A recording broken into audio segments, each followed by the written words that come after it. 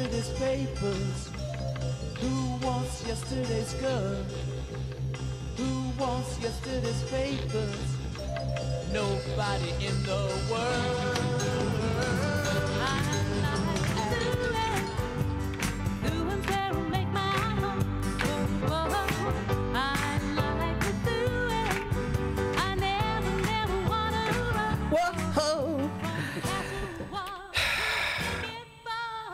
Keep it playing, Lou. All right.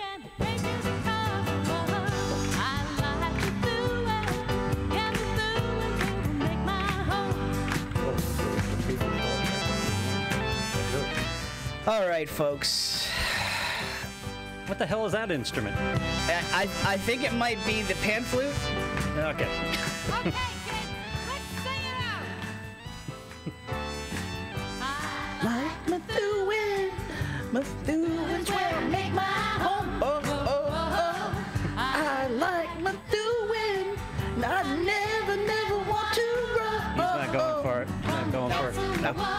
Come on, Sid. No. You got. I just. You're lucky this is not the Gong Show and stuff like that. So yeah, well, no, yeah, I wasn't gonna sing. Old Paula with a cane was just kind of dropping. So listen. Nice try though. Anyway. First of all, thank you. Looped in live, presented by Methuen Family Health Center. Tim Wood, joined today right out of the gate by Sid Harris. Listen, I mean, I had to start it with something happy here, Sid, because I mean, it just the manure keeps piling on here. I came in thinking we were going to talk all budget, but you know, in the last 24 hours, I've seen that the city clerk has been told that a woman that's been in the post for 17 years has been told that she's not going to be reappointed for no performance reasons. And it, you know. It's unfortunate. I see this. You know, I've been watching city government for 40 years. You know, I'm probably the only resident in our alley that sits in the field at the city council meetings pretty regularly. I mean, I'm there pretty much most of them, and I get the opportunity of actually not only seeing what people are saying, but I can actually tell by their posture as to what the real meaning is. In government, with mere formal governments, we see this posturing, and I think that's exactly what it is. I mean, I just want everybody. I want everybody to watch this. Okay, yeah. Just watch this because. You know, there's a lot of dots to be connected just on this thing alone, okay? And just, you know, I'm not making any accusations. I'm just saying watch the name Paul Iannicillo, okay? He's our Register of Deeds at the moment. He's in an election that a lot of folks feel that he's not in a good position to win, and he's very good friends with the mayor, and there's a lot of feeling out there that this position is just being opened up for him to slide into it. I'm sorry, I don't like to throw that sort of stuff out there, but there's no explanation. There's no explanation. No, well, there isn't. I've known Tina for a number of years. Again, I'm in her office quite often as a resident in the community with you know, paying my excise tax and things, and obviously as an advocate and chairperson of the Methuen Disabilities Commission, you know, I've had the opportunity of walking in there and having a conversation. I remember at one time when the city clerk's office was the talk of the town, is that you didn't want to walk in that office at one time. You know, nobody knew what it was doing. I think she well organized that whole office. I don't hear the complaints by any means. People don't stand outside looking to get in because they just have one person. They've got the appropriate personnel there. I think she's very well respected by members of our community, our city council. I've never heard anybody ever say anything bad about her. She's very professional. Yes. Any dealings I've had. Here's the problem that I have, and I see this quite often about this political. So I'm assuming. But I just want to make it clear. I'm not assuming anything. I'm just saying watch. Well, you said that. Situation. I'm glad that you said it because I probably may have said it, but but it kind of watch my tone a little bit, you know. Yeah. But in this particular case, I see this quite often that they move people around because of who they were appointed previously by previous administrations because they have this battle with one another. Not saying that this is the case, but it just seems like there's a taste of that here. But here you got a person who who runs the office efficiently. We never had any complaints in most cases. I mean, I haven't heard anybody. She's respected by people around her. She runs an efficient department. I have no idea. And with time, I mean, 17 years, with time comes experience and knowledge as to how you're going to better your position as an employee of the city. Now, all of a sudden, now we're going to, what you're saying, if that's the case, what do we start all over again? I just, it's baffling to me. And then I don't agree with the mayor's statement that he made in the paper today in the Eagle Tribune, saying that, when he was a secretary at the state level, that the new governor came in and let go all of the secretaries, and that's just how things work. That might work on the state level. It's not how it should work on the city level. And I have no idea why. I can understand director positions for departments. I have no idea why the city clerk has to be appointed by the mayor. That makes zero sense to me. Charter Review Commission, if you're listening, please just I would just like to raise the question. That's all. Yeah. No, it's not. It shouldn't be a business as usual. I see more positions created in the city, but that are actually filled by Brotherhood than they have for qualifications. It's always job on the training, and we're paying these people, $60,000, $70,000 to bring in. Supposedly supposed to have expertise when we don't even see it. We don't see it at all. So and listen, we've seen that. Yeah. With the last administration. I mean, it was clear. So we came out guns blazing today, folks, and because we only got an hour and we got a lot to get to. Sid Harris is here, political observer, been to just about every city council meeting in the last 80 years. Knows his stuff. We'll try to keep him on a level playing field. We're also going to have a little levity at the end of the show. We'll bring in our pop culture expert, Val Davila, talk some movies and TV. But if you want to call, Lou, you put up the number. I did. Okay. We're going to talk some city budget stuff. We're going to talk the school budget.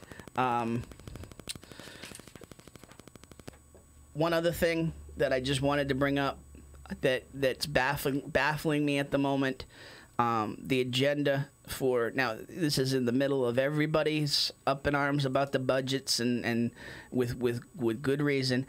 Right in the middle of all of this, there's an agenda item on Monday nights, not the workshop, on the regular Monday night meeting. There's an agenda item on there where this whole thing with the Sweetheart Inn and the land around it is now coming back up again at a very convenient time where probably no one's even paying attention to it. They're putting on a resolution vote on Monday's meeting to make that land historic. Now, this has been an ongoing back and forth, and Sweetheart Inn owner Mike Condon with the city, with the community development board, where we had 3 members resign. So there's all sorts of issues going on with the community development board. The assumption was that it needed to go back to the community development board, and so they needed a quorum. They needed appointees. Well, now we've got a resolution on there sponsored by 5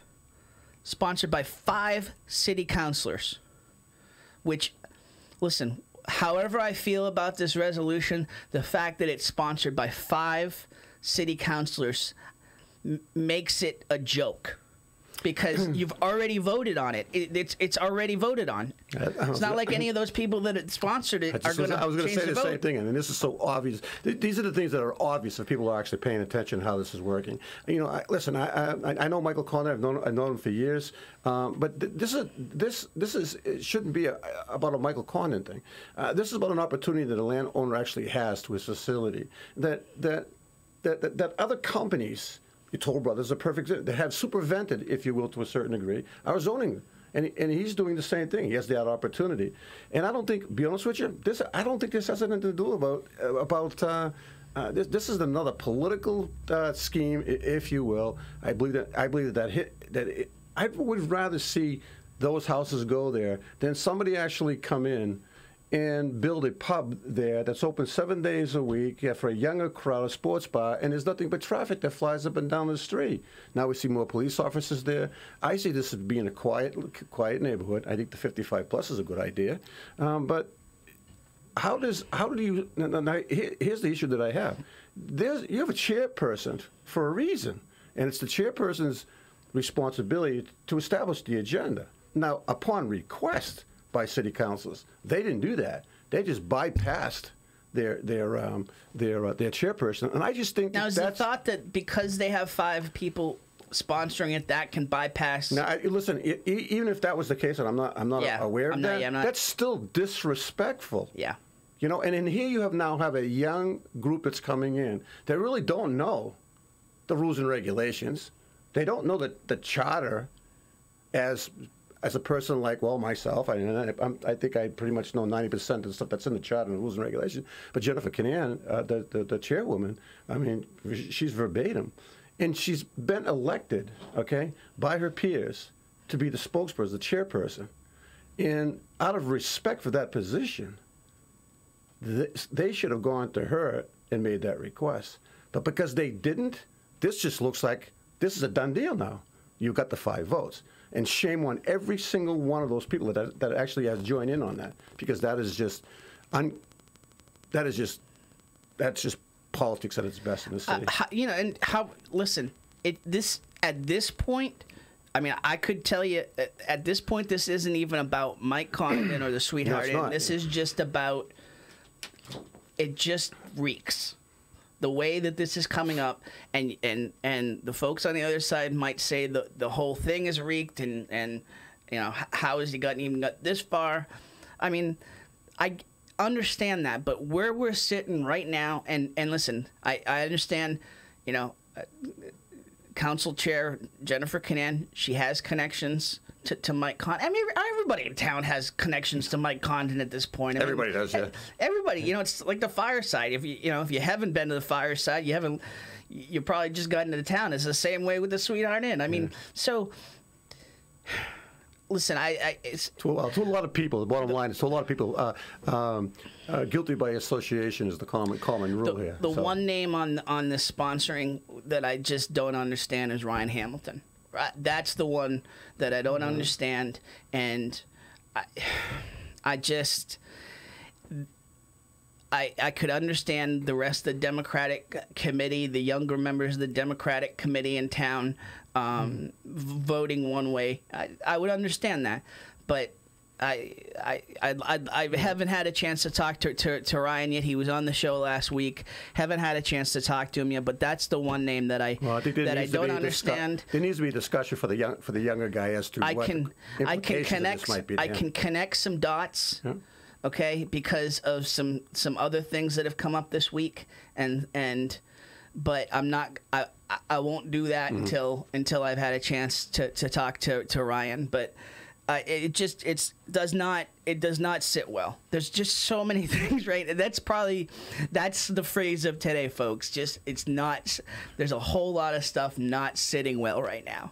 Now, give the primer on that for people who aren't terribly familiar with the politics of Methuen. Who wins? Who's winning here?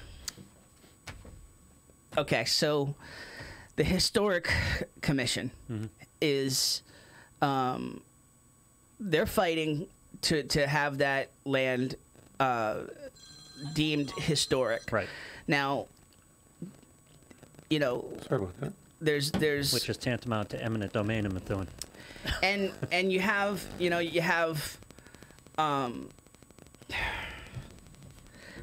it's public knowledge, right, in terms of who's on what side of this.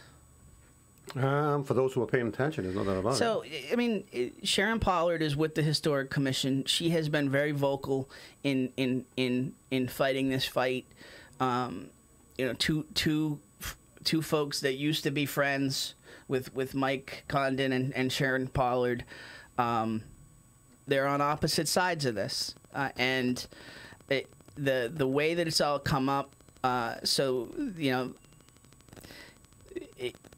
it leaves you to question how much of this is truly trying to protect historic property, which I have not understood the argument here in terms of protecting historical property, and how much of this has to do with politics. Well, I'll give you an example. Okay, back in, let me see, I grew up on Union Street, Bethune. It's part of the historical district. Yeah. So my mom and dad's house was 49, well, it was at that time, and I grew up at 49 Union Street. And we did some major renovations. We pulled out permits and things like that, and come to find out that in the history of Methuen, that piece of property is actually identified as being significant, you know, in its way.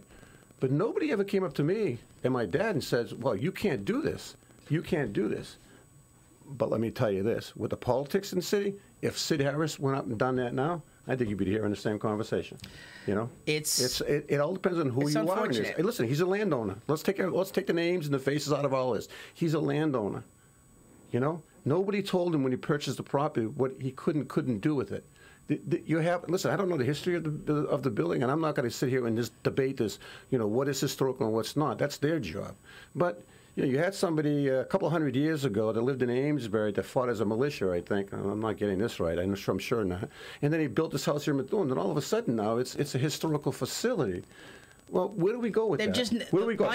Do we take one of our mayors who's lived in this city and in 200 years from now, all of a sudden make his property a historical business? My problem with this is that they have not fought it consistently. They have not fought this, you know, when the place opened in the first place. This has not been fought consistently straight up. You had the original owners, and then from there you had, I believe that Kevin Morey actually owned it. Nobody ever actually approached him and said, well, this is what you can, this is what you can't do. Renovations to the facility under the guidelines of what they have, you can't do this. And all of a sudden now, and I think that if anybody really is paying attention, this has nothing to do with the historical significance. This is a battle between two people who just don't like each other, who are posturing between each other. I'm sorry. That's just my opinion. You call it what it is. You already called it. So I mean, it's you keep, no. I'm putting that one on you. I get the phone calls that I say, "Hey, listen, I just don't agree with it because I'll agree with anybody." I mean, I guess it's on tape. He keeps he's pointing everything back towards me. But you said it. I mean, I agree with what you said. I mean, there's no doubt about it. I agree. You have a landowner owning private property who has a right to that property, and you're changing the game on him. Yeah. Yeah. Yeah, you definitely are. Yeah, you definitely are. You're kind of controlling.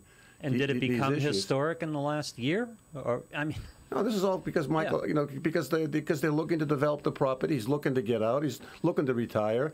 You know, he's looking around him. He's looking around him to see what all the zoning changes for these bigger companies are coming in, and why can't I do that here? You know, he's got a contractor that comes in and says, yeah, we can do this here, and all of a sudden, oh, you can't do it.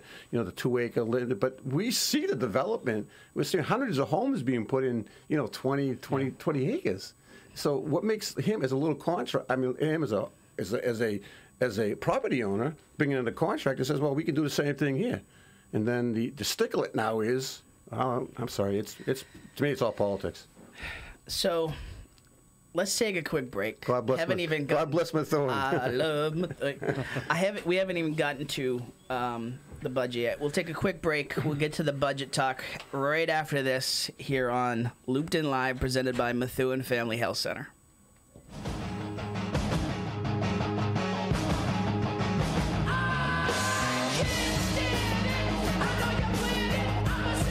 All right, a big shout out to the folks over at AFC Urgent Care. They've been big supporters of us since the beginning as the title sponsor of Ranger Nation Radio, and we are big fans of theirs. AFC Urgent Care, the right care right now. You'll never need an appointment. Got that persistent cough and cold, that cut that needs a few stitches, or need a sports physical and don't want to wait weeks to get into your primary doctor? AFC's streamlined approach helps you be seen quickly and feel better fast. In Methuen, in the Merrimack Street Medical Professionals Building, 380R Merrimack Street. In North Andover as well, in the Burton Grill Plaza. 8 to 8 Monday to Friday, 8 to 5 Saturday and Sunday. Go to afcurgentcare.com for more details.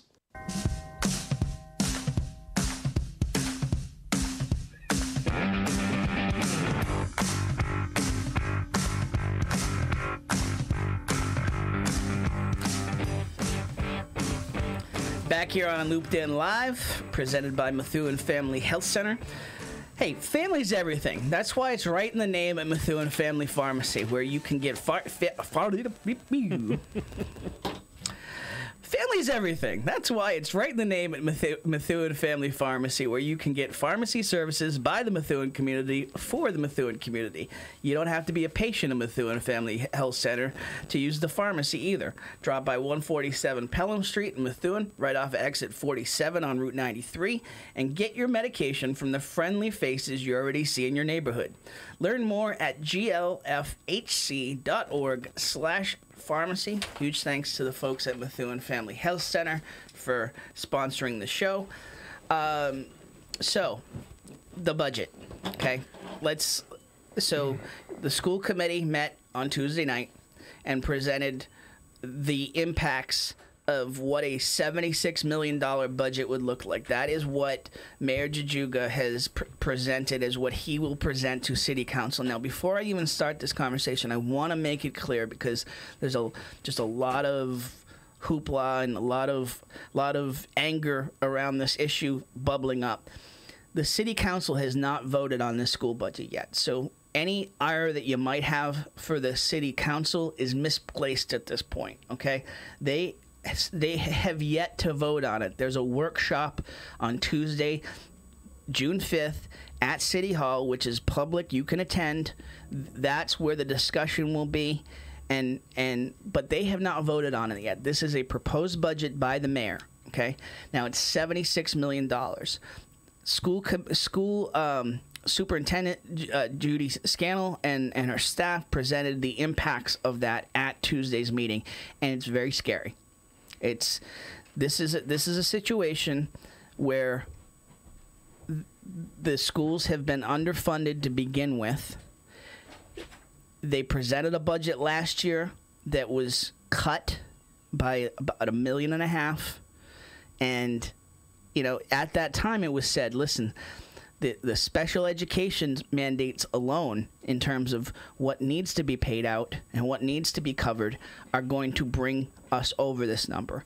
And so now we're about $3 million over in special education mandates money that, Mayor Jajuga said at the school committee meeting that he's going to have to go to the state and try to beg for a delay in payment on it. But this was no surprise. This was predicted. No, no doubt about it. Now we have the school committee asking for $82.5 million, which is in 1 year is a lot. There's no arguing that. The optics are not good at this moment in terms of it being that much, but to look at the history and where the school budget's been at like a 2.2% increase on average over the last decade, with a couple of slide backs. If we had just funded this properly and funded them at a 3% growth over the last 4 years, this budget would be at $78 million right now. And from what I've heard from everyone, they could make $78 million work. Now we're at 76. Pink slips went out yesterday to a number of teachers, staff, counselors at Timony and across the district, and that's not posturing. From what I understand, June 1st is like a magical number for the union in terms of where you have to notify them, so they have ample time to go find other work. And so, the budget was late getting, the proposal was late getting to the school committee, and so this has all been backed up so that May 30th, pink slips are going out. Whether those stand or not, it's still to be determined. Okay, there's still a lot of discussion to be had, but what was outlined on Tuesday night was a lot of cuts to at-risk program funding, a lot of cuts to. I'll give one example, and again, it's like, this is a random Continental Math League. Okay, now it's a program where kids essentially, that are into math, they get together and kind of have a team atmosphere against other schools in the district when it comes to some advanced math, and it begins in the elementary school level. My son's in 3rd grade. Jake, he's part of Continental Math League, loves it. I mean, he's always been into math. Mostly just emulating his older brother, but he especially really got into it because he's very competitive. So he got into it around this team atmosphere. They're going to cut Continental Math League because they're going to have to cut the resources that administer it. It's not even that it's not even that the program itself costs a lot of money, but it's the folks that administer it that may get cut under this budget. So that's just one of those things. But we're talking about a lot of teachers, a lot of staff members. Now, history tells us, will they end up being cut in the end? Hopefully not. Well, hopefully not. Yeah. Hopefully not. But we're in a real situation here. There's no money in the stabilization fund, like next to no money. They can't take money from there. So here's. So I mean, history tells us to certain. Now you're more versed in this because you're paying attention to the school department. I don't necessarily do that. It's, I'm the city council guy, but I mean, history will tell you. If you could continue to cut off, especially a budget like the school committee, what are they? 52%, 53% of our operating budget? Yep. Something like that. Yep. So if you can continue to cut $1 million, $1.5 million, especially with all these new mandates for for special education, and you keep cutting those, it comes to a point, within a 10 or 15 year span, you're so behind the 8 ball, you have to catch up, and that's what this is happening. I agree with you. Listen, we give employees 2% raises. So why don't we just give the the school committee on an annual basis a 3% increase in their budget, as long as we're watching and maintaining how it's spent. We have to get out from behind. I mean, the curve. They're so far behind the curve on this. We're $3,000 per pupil behind just the state average in terms of what we spend. Yes. And we're at a point. This is not a wish list at this point. Okay, needs. There's so much money that's mandated in terms of have to spend. Mm-hmm. There's no money in these budgets now for want. Can I be the ant at the picnic in this discussion? Absolutely. You and Bill were talking about it last night, and I wanted to jump in, but the reality of the situation here is there is X amount of money. Yes. And this is the end result of a bunch of decisions by the ruling ideology that gets us to this point, whether it be mandated education programs, unfunded mandates and spending, whether it be on the city side or the school side, whether it be union contract negotiations, all the things that come into this. This is the sum of a lot of decisions over a lot of the years. And to be honest with you, as a taxpayer, I'm looking at it going, I kind of like the Lord of the Flies mentality here, because at a certain point, it's got to get reined in. And I'm not indifferent to educational problems. My ex-wife is an educator. What are we reining in, though, Lou? You've got X amount of money, and everyone's got to make it work. Now, the school department and the police and fire and city employees can all fight it out about where that money's going. The school has been the first place to take those cuts every. Yep. I completely agree with you. My issue is that the schools have been the first one to take these hits every single year that this discussion comes up. Mayor Jajuga talks about shared, and he's used the words many times: shared sacrifice, shared responsibility. Okay. There's not a person in the school district. Well, I don't want to go that far. But the vast majority, there's not a teacher in the school district. I at least say that. And I know the superintendent's not getting a raise. There's not a teacher in the district that's getting a raise in this contract, in this budget proposal. On the flip side of that, let me just throw some numbers out, okay? In the proposed city budget put forth by Mayor Jajuga. There is a 14% raise to the chief of staff position, currently held by Paul Fahey. 14% gets him to 98,000. There's 71% raises and under reclassification, 71% raises to his 2 assistants. Okay, which gets one of them over 100,000. I think 112,000. But combined, 71%. You're outlining my point perfectly. Okay. Yeah, well, this is the stuff that needs to be highlighted yeah, and brought into the sunlight. And you're right, but in regards to those 2 new positions, they were the mayor actually came in the beginning of the season to present to City Council the reclassification, what they call these steps that they actually do. You know, at the end of the day, that's good for your union guys and stuff, but in this particular office, I don't think that's necessarily required. But but if you look at the budget, it says executive assistant to the mayor. But it says 1.5. Now, I got a clarification of that 1.5. So what you do now is have an executive assistant to the mayor, and that 0.5 is a part-time person, or let's call it a secretary, for the executive assistant to the mayor. Now, I could be wrong, but I've already asked the questions to certain people. What is 1.5 related to? It's a part-time position. So now you have a mayor, chief of staff, an executive assistant, administrative assistant, executive secretary has been taken off. So you got 4. Now you got 6 people in that It has to do with reclassifications, but the end result of it is a 71% bump. You're right. You're okay. right. Yep. Legal services, we're going from 20,000 to 100,000.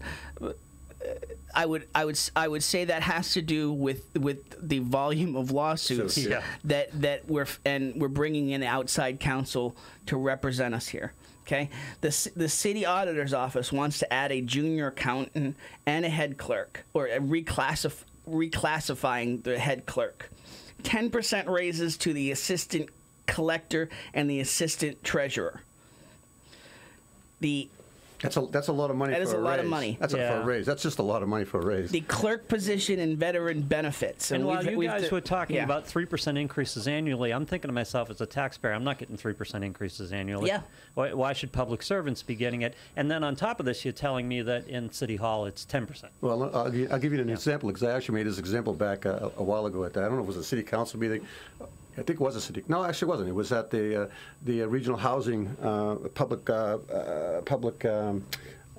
forum that they had at the city hall, and we talk about the taxes. Now, we've seen significant tax increases, more so in the last 6 years than we have, and there's reasons for that. Yeah, and I'm not going to point them out, but if you take a look at the budget, there are certain things in here that city council could just easily wipe out, because they were, let's just say, positions that were created under the past administrations. They were more rewards for the political couchness that actually goes on up there, and they had no experience. Nor do we need those positions. They're not required. They bring no value to the city. But I said this to one, and this is a pet peeve of mine. As you go through life, you learn, but most of it's by experience. You know, I didn't have a disability at one particular time, never thought of it, and now I have it. Now I'm the advocate and so on. But as I got older, now I'm in retirement stage now, so my income goes from where it was, and then I'm collecting Social Security to where it is now, and I now understand the plight by a lot of people. I don't mean to change the subject, but you know, these people that worked all their lives getting Social Security and didn't have the opportunity of making the investments that they do. They want to maintain their households. They want to stay there until they can no longer do that. And pushing taxes on these people and pushing them out is not required. So here's my point. Increased housing values have no value to those people. Well, I said that to them, and I said, and so what happens here is that, you know, when they get a raise through their Social Security, which is very minimum, maybe $200 a year, so government giveth, and then you have your local taxes that go up $250 to $300 a year, government taketh away. You know, so and I think. Well, that's a different story for a different day, but. Okay. But you're right. I mean, to answer the point that you were trying to make, we don't get that. Right. You know, those increases every single year. And by the way, all these increases you're talking about, for the most part, they're for life. Exactly. Oh, yes. When you reclassify a position, that's for life. You can't. I mean, unless you get rid of the position, it's not going backward. It's only going up. Plus, I don't know about these positions you're talking about in their pension status, but 3% annually to the teachers union, the police union, That's money for life. These guys and women get paid for the rest of their lives. And you're talking about going on Social Security? They're not going on Social Security. They're going on significant pensions. Well, the thing is, 80%, they get their time, they get 80%. And that's, and when you look at employees talking about these raises in government, in period, well, we haven't had a raise. Yeah, but you know something? When you retire, you're getting 80%. If you qualify for it, you're going to get 80% for the rest of your life that we're going to be paying for. So there's your benefit. Yep. You know, there's your benefit. When I retire, you know, people like myself didn't have the opportunity of doing 401ks. We struggled to raise our families. I have a beautiful home. I'm lucky. I am not complaining about any of that stuff. But when you get to a certain point, reclassification, I just need to talk where you about are this. at the moment, would you have given up 3% annually for 80% of your work pay for the rest of your life? Of course not. Yes, you would have. I wouldn't. A 3% annual raise in exchange yes, for you 80%? would. Yes. Yes, of course you would. Yeah. Okay, so Sorry. no problem, no problem. So listen, so here's some other quote unquote highlights just in terms of a first pass at this city budget. This is why these cries, I have sympathy, and there's merit for education. We want to keep education strong and all this stuff, and I understand. Grew up in an education-funded household. My kids were raised by public education money, but at the same time, my sympathy is limited. Solid waste removal, tipping fees. Do you know about tipping fees? Oh, yeah. Can you explain tipping fees? Well, when they bring the trucks over to dump it, somebody pays for that. That's so called tipping fees fees are going up 25% in this budget, from 2.5 to 3 million. The recycling contract, which I believe is on this next city council agenda, the recycling contract proposal. Now, we paid $275,000 for recycling in 2015. The proposal for this year is $650,000. $115,000 raise just over last year in terms of the cost. By the end of this contract, it goes up to $750,000. And from what I'm understanding, I'm hearing it through the grapevine now. Okay, so I'm not. I'm kind of assuming at this point we're actually changing the contractor from where it is now to somebody else. So you can't tell me you can't tell me that that's the best price you can get out there right now. Absolutely not. I think if you would have negotiated with the same company, and I'll be honest with you, if recycling is costing you that much, let's do the balance of what actually the tipping fees would actually cost us. You know, it might come to the point where actually recycling isn't beneficial to us as taxpayers in this community. That if we want to recycle, then and look at the last administration try to do. They try to force recycling on us, and they wanted to save money by eliminating the number of garbage that a large household can put out, which is going to cost me more money. Hasn't the argument been recycling makes money for the city? Well, it's supposed to. Well, you know, isn't that what we were fed? I read.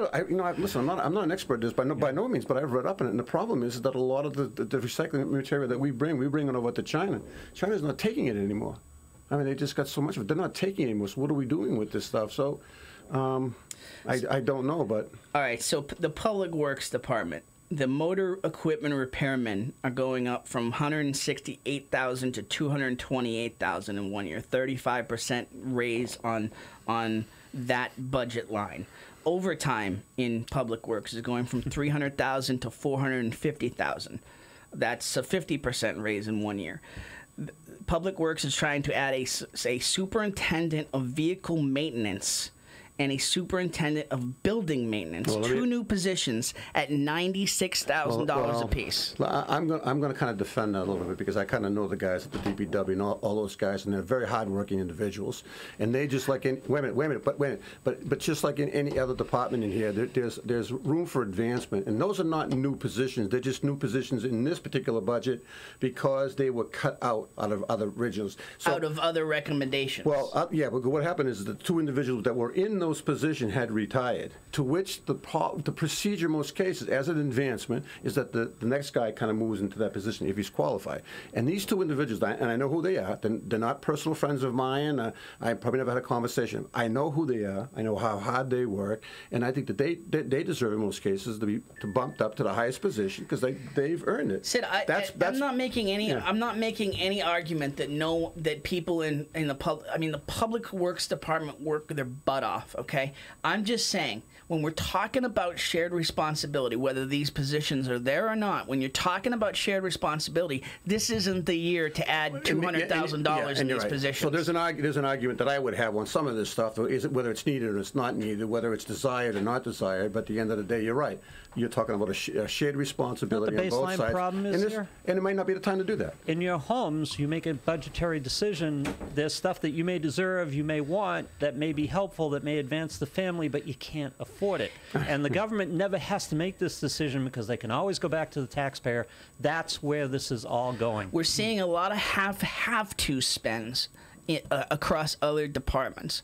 We're seeing a lot of want-to spends in this city budget. Now, Right. listen, the city council and it just taking a straw poll, okay, and this certainly can change in 3 to 4 days, with a lot of phone calls and meetings, but the tone that I'm getting right now is that city employees 2% increase as per contract, and that's what you're getting. So, if you're a city employee, thank you for your service, thank you for everything you do, but you really ought to get with the concept that you're not getting more than 2%, because if the rest of and again, now we've got to, and this is where the Hunger Games stuff comes in, and everybody's hitting each other, okay? Because now the school department's going to say the police, look at the police, and a realistic number isn't even in the city budget, okay? Mayor Jajuga has put out a number that reflects I won't say a fantasy, but he's saying optimistic. He's saying that it should be a 022 like they thought they were voting on last year. Okay, the problem with that is that contract's already signed, and it's not. So the money that we're thinking is in this budget, and the assumptions that are made, that's right. just not how it's going to be. So now you're talking about $1 million at least ahead of what he's budgeted. Very optimistically. Let's use your word. So you're talking about the police contract? Yes. I feel like I opened the door. No, you didn't. Let's not go down the whole road. But something. Everybody's got to share responsibility out of this whole thing. Because by the way, real quick. Again, let's just do a quick reset. Looped In Live. You're watching, listening. Looped In Live, presented by Methuen Family Health Center. By the grace of Lou Blasi, we're going to go about 10-15 minutes over today online. To give Val his proper due. This it's just on Facebook and on Twitter and on YouTube, not on anytalks.net. Right? Yes, so you got to switch over to Facebook. Yes, if you're listening on anytalks.net, switch over to the Facebook or the Twitter or the YouTube feed. Okay, at 12 or 11:56. So. This is an important topic at a vital time where it needs to be discussed, because there's workshops coming up next week, Tuesday, Wednesday, Thursday. You guys have been around long enough. You remember what the play was? Remember the play every year? They'd try to cut education, and everyone would say, well, we got to cut the football program. And then everybody got up in arms, and it ended up being a taxpayer situation. This is a more sophisticated 2018 version of let's make this dire. Let's set the whole budget on fire so that we can go to the taxpayers and say, hey, had to do it. And taxpayers have to resist. I just don't. I will say this, okay?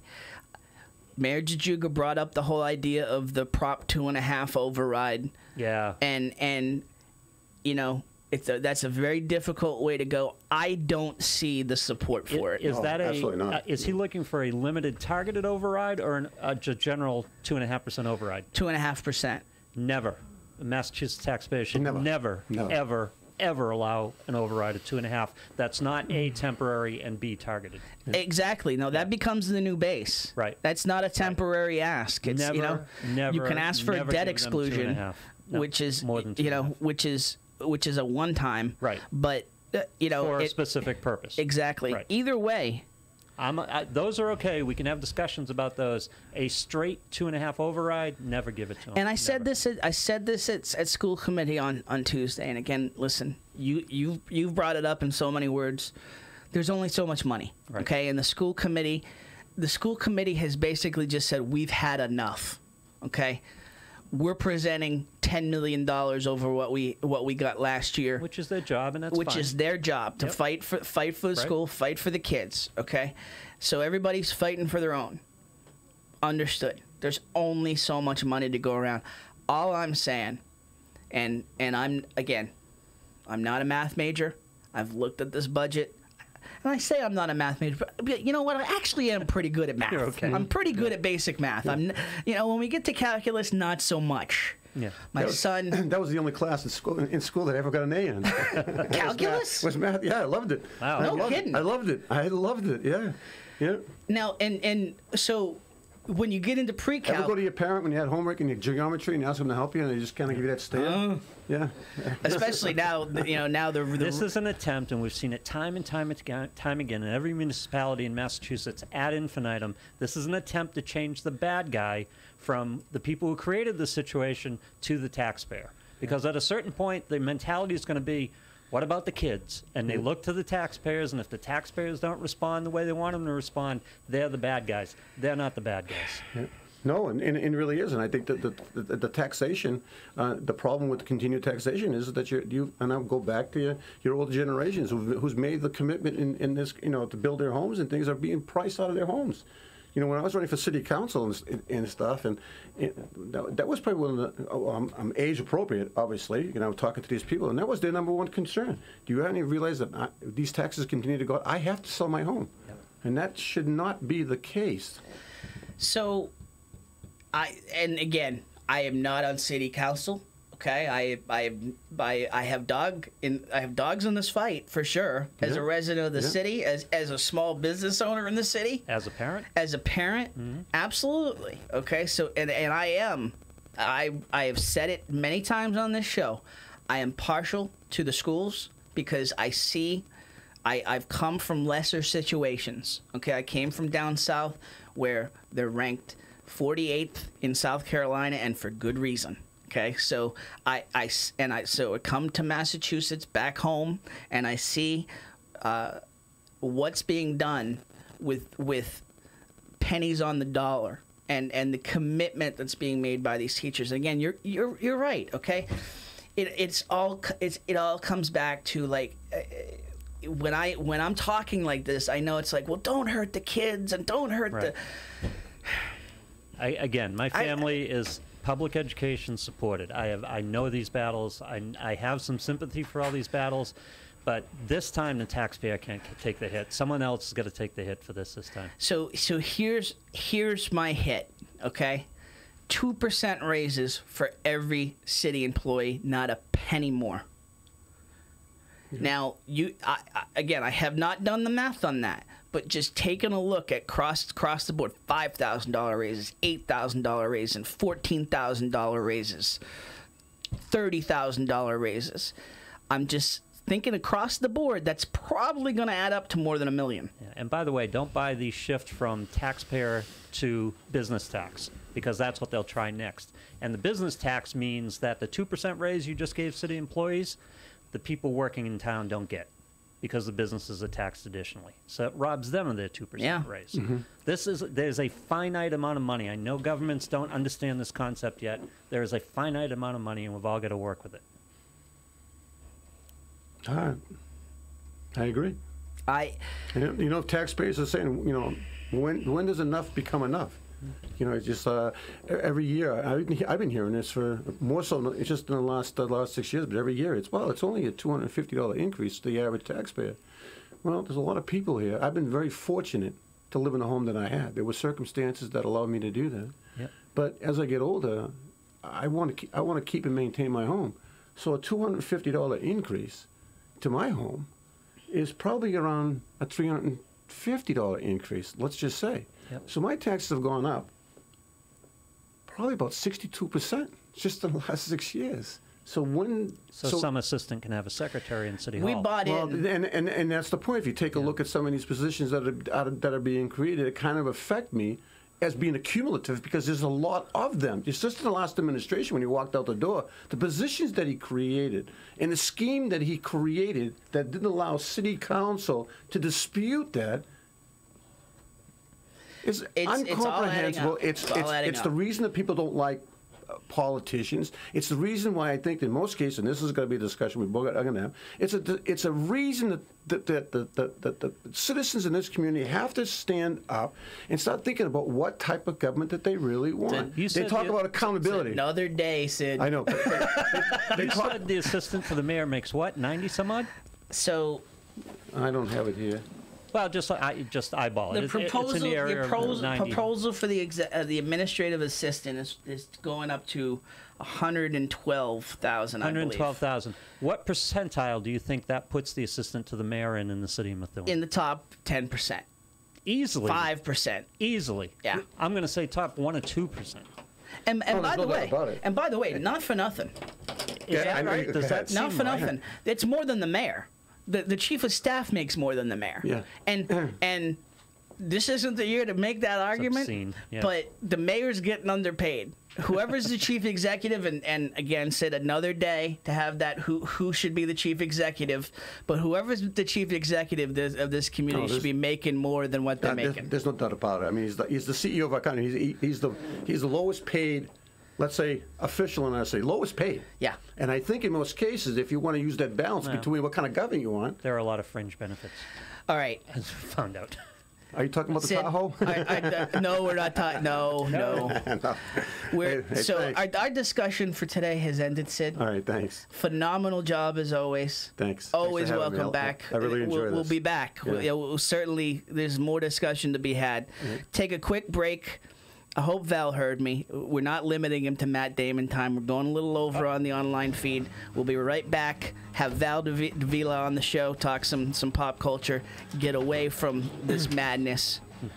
I love Methuen, and I hope you love Looped In Live, presented by Methuen Family Health Center. Thanks.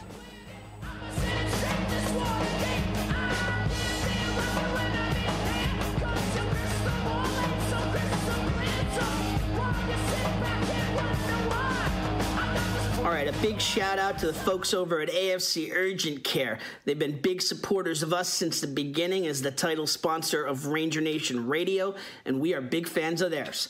AFC Urgent Care, the right care right now. You'll never need an appointment. Got that persistent cough and cold, that cut that needs a few stitches, or need a sports physical and don't want to wait weeks to get into your primary doctor? AFC's streamlined approach helps you be seen quickly and feel better fast. In Methuen, in the Merrimack Street Medical Professionals Building, 380R Merrimack Street. In North Andover as well, in the Burton Grill Plaza. 8 to 8 Monday to Friday, 8 to 5 Saturday and Sunday. Go to afcurgentcare.com for more details.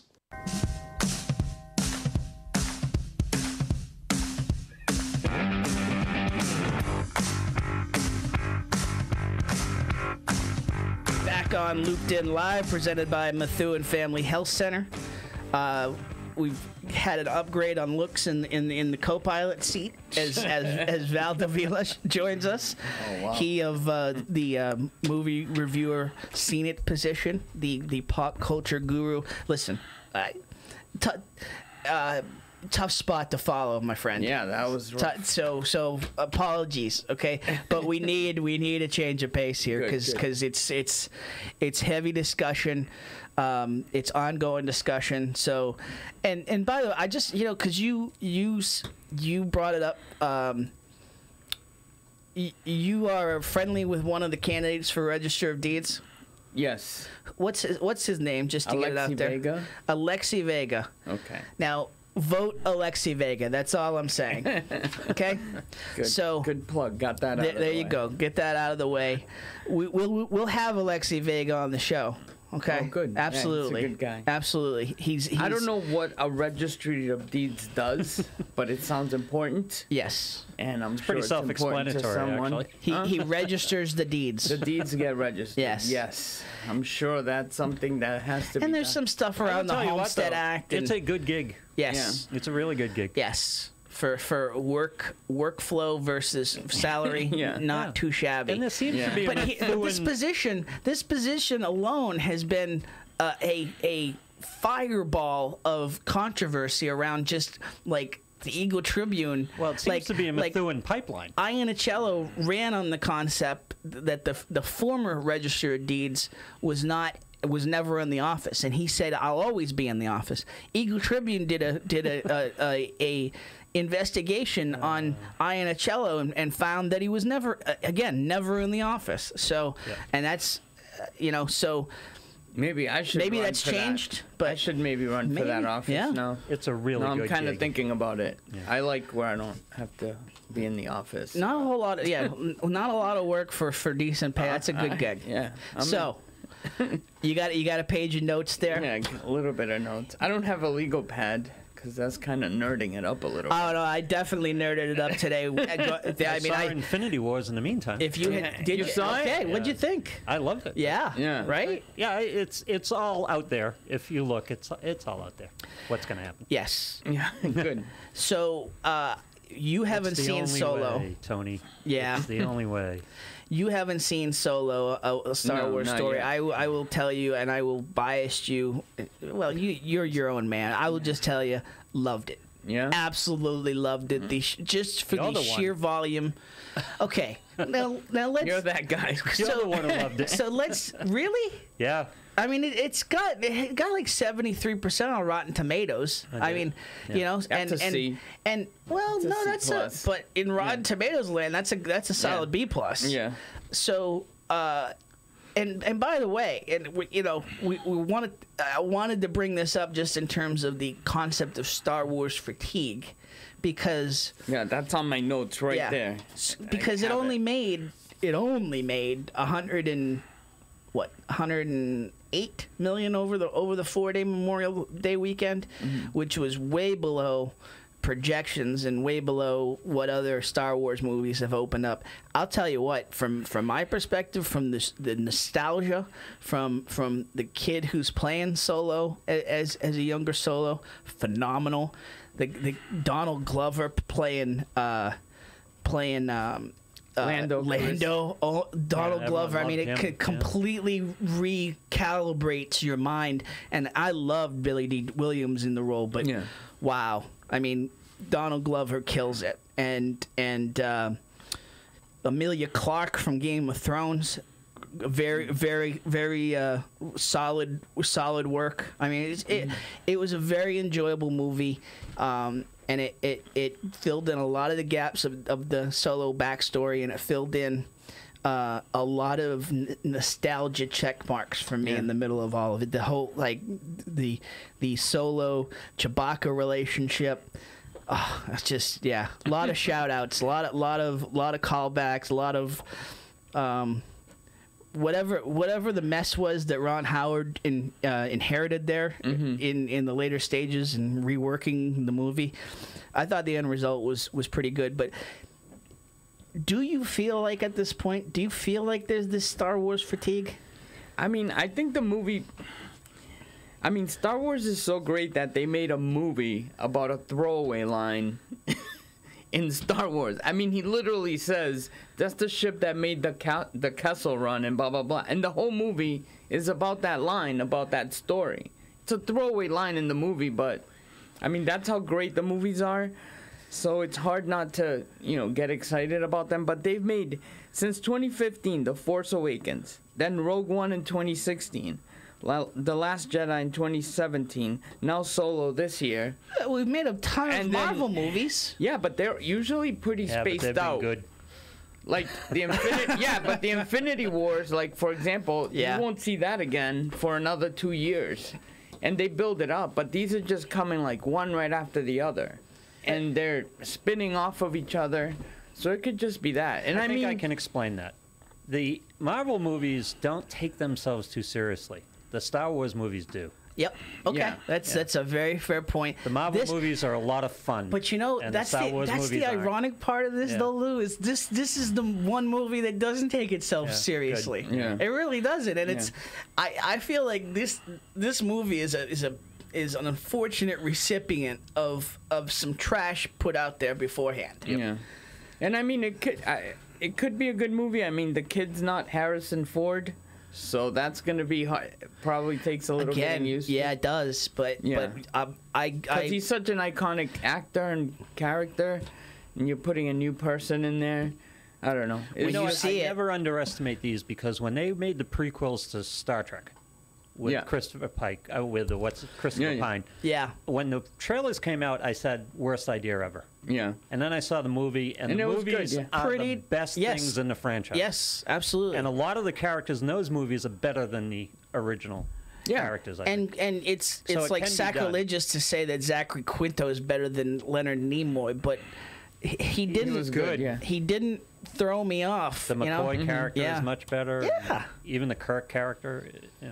Yeah. I mean, I don't want to talk a lot about Han Solo because I Yeah. haven't seen it. Absolutely, So absolutely. Once I see it, could probably. I want to hit. Yeah, we'll hit. I want I to did hit you see back on Deadpool Harrison 2. Ford. Yeah. What? Go ahead. I just want to hit you. Once you see it, I want Yeah, to. yeah. Because I'm with you. I'm Yeah. with you. That's a tough nugget to swallow there in terms of somebody stepping in for Harrison Ford. Yeah. Thought he did a pretty good job. I want to hear what you say after you've seen it. All right. Okay. So, what else you got? Did see Deadpool 2. It was good. It had a lot of funny parts. I liked the introduction of the new characters. It had Domino, which is really great in the comic books, and Cable, which again was Josh Brolin, and who's having a better year than that guy? Wow. Jesus, he's Thanos, and now he's Cable in this. And he was really And good. rocks them both. Yeah, I know. He did really good. The only thing with the movie is it felt like the jokes, they were trying to extend scenes to get in more jokes, and it was like kind of overkill. I mean, and some of the jokes were just funny on their own. Like, you didn't need to keep extending them. You gotta know Yeah. when you go in comedy. You gotta know to make it. Yeah. Nice and succinct, tight. And yeah, I And, agree. I agree mean, with some you. of it's a pretty hard rated R movie. Yes. There's like, but there's one part where, just as an example, I don't know if you know anything about Deadpool, but he Yes. can regenerate, Yes. right? So he gets like his legs ripped off. That's another thing. It was kind of gross. There was like a lot of, he probably died like 5 times in like the grossest manner possible in the movie. And you're like, okay, that's enough. Yeah. Like one time they rip him in half and he starts to grow back legs and he has baby legs.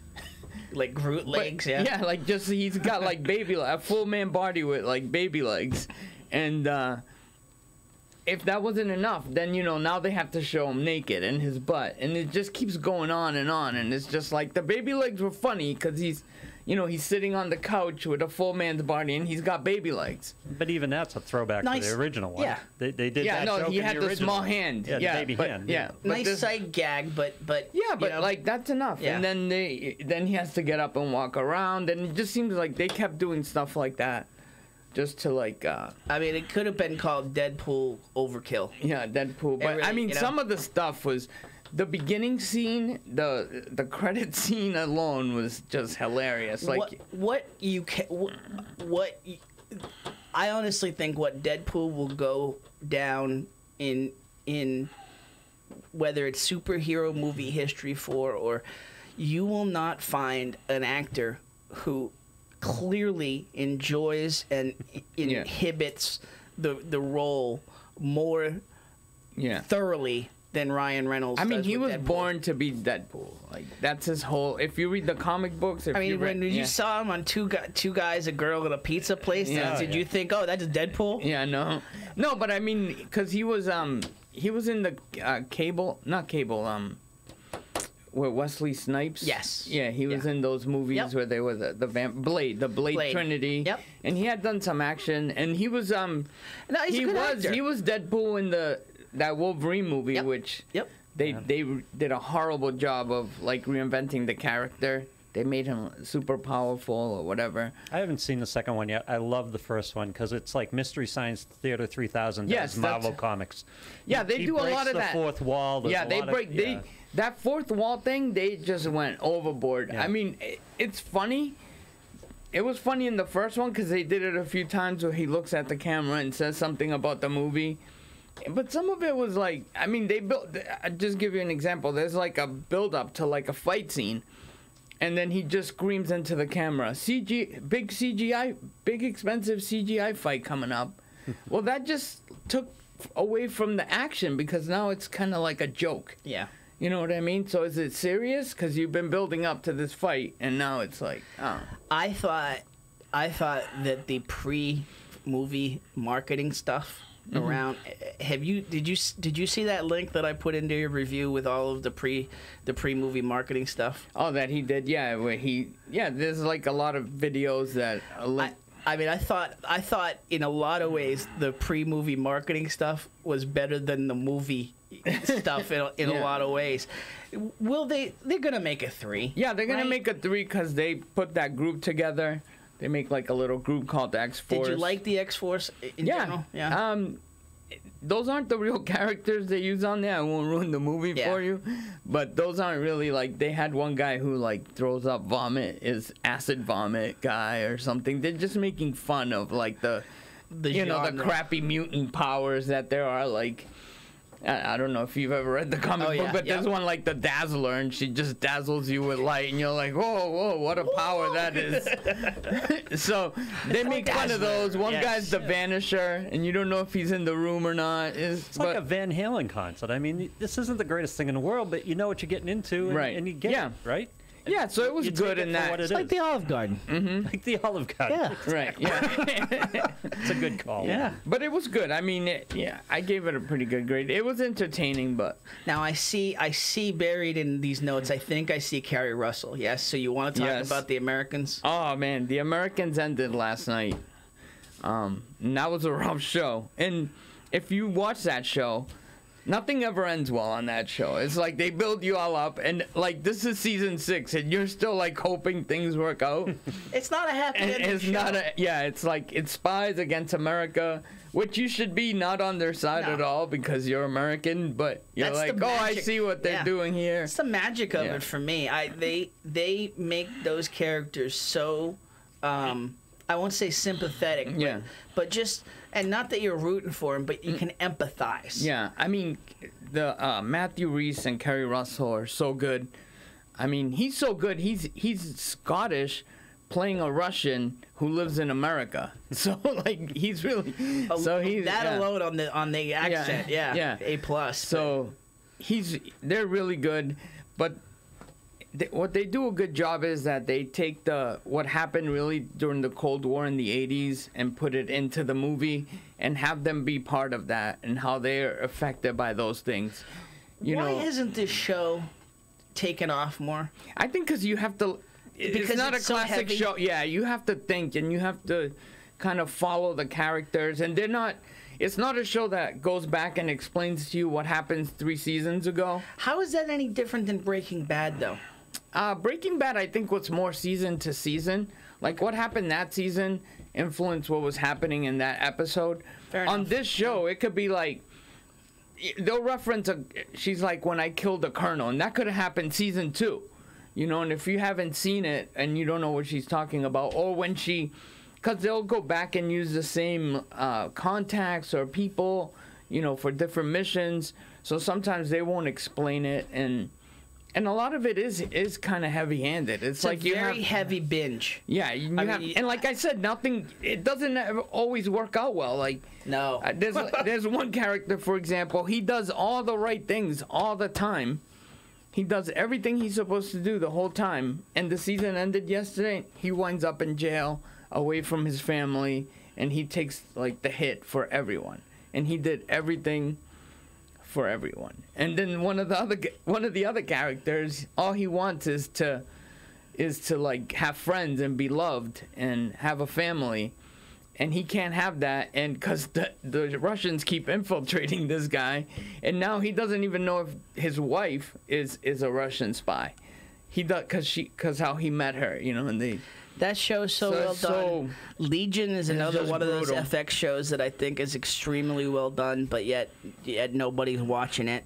I tried to watch Legion and I couldn't watch it. It's just too much. Yeah. Too much of in and out. You don't know what's reality. You don't know if he's thinking this. I mean, I get it at first. They're trying to show you how his brain works a little bit, but they just went overboard with I mean, a whole episode would happen, and then it would be like, oh, he was laying in his bed the whole time, and it was in his head.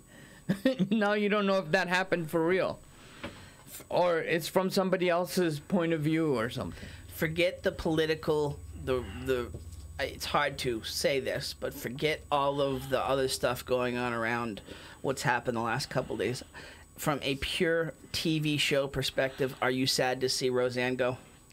I never watched her No? show, and I never thought she was funny. Yeah. And I've never thought she was funny, and I thought she was the least funny part of that show from day one. I just That's never. why this I whole- just yeah. don't get. I honestly, I'm not. I don't watch anything on regular TV. The only thing I used to watch, and I don't anymore, was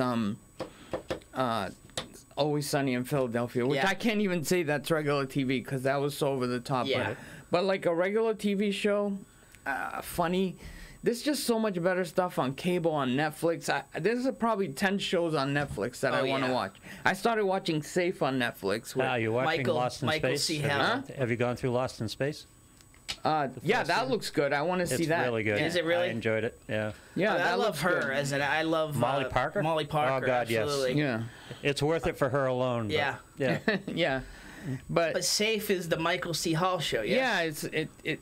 If you can get past this terrible British accent, Which a lot of people can't. I get- understand. Them, but the story's really good. Yeah. and how they've set it up. I haven't watched the whole thing. I've only watched a few episodes, but again, there's so much better stuff than The one thing I like about Netflix in their they revamped the app a little bit. Mm-hmm. On you now see all the original shows at the top, and you can scroll through all the original shows, which you couldn't do. And it's like Right. there's so many shows on here. Where do I start? Yeah. Well, now they've got all the original shows up there. Yeah. So I it's- mean, Netflix is doing a much better job. I mean, Is there anything in the summer TV lineup that you're looking forward to? there's a few shows. I saw one on Stars. It's about called Vida. It's about these Yes.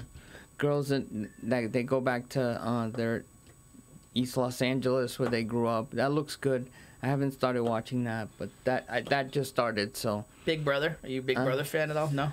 no, I haven't watched that. What is that like? Where they live in the house? Yeah. I don't watch reality No, TV yeah. either. I'm not a Big Brother's my Yeah, guilty yeah. pleasure. I love it every summer. I used to I've watch wanted Survivor. to be on that show since it started.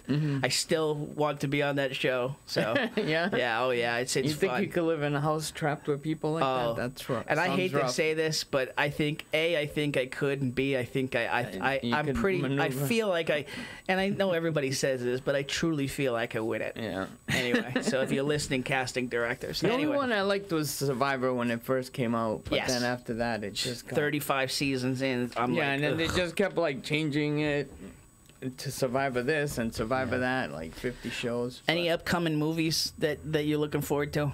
Um, The Big Queen movie- movie. huh? The Queen movie. the Oh yeah, Rhapsody. Bohemian. I saw it. Now we're seeing the extended previews for Oh, it. I can't. Looks I'm great. actually looking forward to that one Megalodon movie, which is like about the big shark with Jason Statham. No, you didn't God. just say that. I swear to God, that looks awesome. I like sharks and I like the ocean and stuff. Hey, and listen, he's I good love in the whole every movie. Sharknado thing. I loved it. You Couldn't said get it enough of before. You said No, it but this is before. a megalodon. This is not know, a tornado I know. with a shark in it. You This said is it like before, a though. You said it. prehistoric. Yeah. Oh yeah. I mean, it doesn't have to be War and Peace every Nope. time. Yeah. If it entertains. Also, the new Jurassic Park looks good. Okay. Don't want to see The Rock fighting a building that's on A fire. I'm skyscraper, good. I mean, like- I'm sure he could beat up a building that's on fire. I have no doubts that if anyone can fight a fire I building honestly by feel like himself, you This and is I- the conversation I had with Lost in Space. So I'm telling people, getting people into Lost in Space, and you have the fear of you saying it's going to win an Oscar or something. It's not the greatest series ever made, but I enjoyed the season. It's Yeah. like it's hard to push something without making people think that it's the best thing ever. It's mean, not Game of Thrones, but it's not bad. If you can just accept what The Rock is. Oh, I love the. yeah. I actually enjoyed San Andreas. I'll Well, I like I'll disaster watch it. movies, so I'm in. Yeah. And I enjoyed Rampage way more than I thought I was going to. So I can't see myself going to see Skyscraper, but my wife's such a rock fan that I'm probably gonna have to. Pretty sure every girl is a rock fan deep down. No, that's a Netflix. That's a cable. You don't go to the theater for that one. Yeah. I almost feel like that if you're gonna see it anywhere, that's probably that, just because of all of the. Yeah, you want to see the. Yeah. You want to immerse yourself in it. I guess. Yeah, it's more visual. I think. I don't think I'm going for the writing. Some of the movies now, it seems to me like stuff they made fun of, like in South Park or Oh yeah. or like The Simpsons, where they would be like, The Rock fights a building, and you're like, now that is a movie. I win. Now that is a movie. Yeah. Like, You and I could just sit here, honestly, after this show for about 15 minutes and come up with 10 rock movie when plots. like Cartman becomes Osimo and he gets hired by Hollywood to write all the Adam Sandler fake movies, like we're there. They're all on Netflix now. And hey, at least it's not. It's kind of a remake, but it's not a remake. Have you ever gone to the theaters and sat through 6 previews, and it's a remake of an old movie, or Yes. it's a book? And Yeah. It's like, when's the last new idea? There Yeah, hasn't that's what been a I keep. new I mean, idea. Yep. if it wasn't for comic books, I think Hollywood would just fall into the ocean because they have no ideas. Yeah. I will Everything at they've come least- up with and that's good lately has been pretty much comic books. If it is an original idea, I'm likely there. I'm likely using my movie pass on a I'm Tuesday. trying to or, think of or- what was the last original idea that was that big hit movie. That wasn't a book. That wasn't a remake of an old movie. Yeah, that's a good question. Yeah. I mean, That's 3 tough. Billboards, that was like an original movie. Not a huge hit, but yeah, a it was great a movie. great movie. Yeah, I can't think of $100 million movie. Yeah. it's You know, tough. Jumanji was a a remake. remake. Yeah. But Even it Ready was, Player One is from a book, right? Well, okay, but that is Okay, well, yeah. that's probably a good. That's That a probably good fits the example. category. But Yeah. that's from a book, I believe. Yeah, I imagine. Yeah. Mm-hmm. But not Yeah. a big book, right? I don't remember. They're hearing even about the remaking book. like the Lion King action movie. Yeah, they're making that's Yeah. like the trend now. They're making all these animated doing a movies Kim into live Possible action. live action Yep, movie, Kim huh? Possible. Yeah. And that Amy um, Pond isn't Kim Possible. Is a What's the Aladdin? They're making a live action. needs It's like, that? what are we doing? What are we doing? That actually, the Mission Impossible one that's coming out looks pretty good too. But that's been done. It's like Yeah, you know, it's funny because I'm not into the Mission Impossible series, but I saw the trailer for that and I was like, oh, that looks like something else. I mean, they Yeah, do good stunts and everything. they're but it's- getting. To me, they're actually getting better. Yeah. With every movie, and it's like Tom Cruise. When are you gonna like stop? He But- definitely made a deal with the devil. I mean, this guy looks the Scientology, same. hello. He looks exactly the same or in better shape. He's They been just put making out- movies since like, think about 80s, that. 80, yeah, 80. 85, he made Top Gun, and he was already kind of a star. Oh, Great, yeah. great. He was in The Outsiders in 1979. Funny that you said that about Top Gun. They just put out the first yeah. Instagram image from the set of Top Gun 2. Okay. It's Here's a actually spoiler: happening. Goose dies. Oh, Yeah. okay. On that note, my friend, Oh, is that why? Is that Yeah. why Top Gun keeps coming up lately? Yep. Because Yeah. there's a Top Gun 2? there is a Top Gun 2. God. Yeah. Whether it's Anthony Edwards, I hope I'm not. curious to see how Anthony He Edwards probably looks like ages. Tom Cruise's granddad. Is Tom Cruise in it? Or is Yes. it oh, my God. He What's he is. gonna be? Is Val Kilmer in it? That's what I want. I mean, No. like, it's Oh, like he's- Val he Kilmer's weighs like 300 pounds, Isn't he doesn't Jabba the Hutt now? No, he's essentially. just he can't. He's Don't gonna be ruin the- Iceman. He's going to be the Just instructor, leave probably. Iceman alone. Yeah. Maybe he's gonna play. Who was the guy? Jester, the guy who was in charge of all of them. Yes. Who, like put them to the test. See, So that's that'll be Tom that's Cruise. a perfect example. Make another fighter movie. Don't make Top Gun 2. That's what I'm make saying. Another Like, movie. yeah, make a movie about fighter pilots. Tropic Thunder. There's an original That was idea pretty that did well, Yeah. but that was 8 years ago Yeah, now. that was a long time Robert ago. Downey Jr. was awesome. Yes. Yeah. He was so good in that. Sir, always All a right. pleasure. Thank you. Well done as always. Okay, Thanks. so maybe that helped. If you've been watching, if you've watched this whole show, bless your heart. We're available on demand now. And just a quick plug: Monday night, Pika's Pub. Come out. I'm hosting trivia. We're doing it all on smartphones. Gonna have a lot of fun. Pika's Pub on Ayers Village Road, Route 97. Great time, great meal before, and then come out for the trivia at 8 o'clock. So, all right, that is the show for this week, folks. For Val Davila, for Lou Blasi, for Sid Harris, thank you to everybody, and thank you for watching. Catch it on demand, Facebook, Twitter, YouTube, and on Loop Weekly under the Loop TV. All the archives of the shows are there now. So, again, thank you. We'll talk to you next week on Looped In Live, presented by Methuen Family Health Center.